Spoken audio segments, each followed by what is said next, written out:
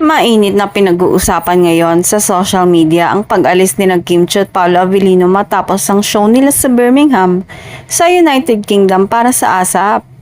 Hindi nakaligtas sa mga mata ng Kim Paulandia ang paglayas ng Kim Pao ng magkasama, bit-bit ang kanilang personal na hand-carry luggage, habang nananatili pa sa UK ang ibang mainstay ng programa.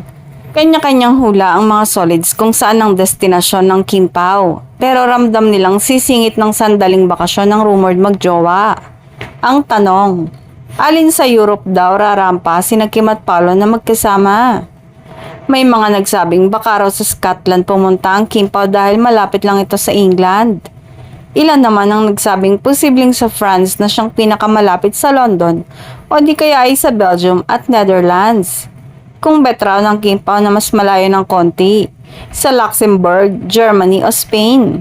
Kahit saan daw magpunta ang Kim Pao, deserve nila ang pahinga, lalo't sunod-sunod ang kanilang mga projects at kailangan ni Kim na ipahinga ang kanyang utak at sistema mula sa problema nito sa pamilya. Isa itong ayuda at malinaw na resibo sa paningin ng mga fans.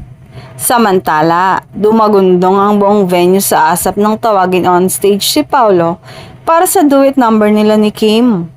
Walang duda sa napakarami at malaking fandom ng Kim Pao sa buong mundo.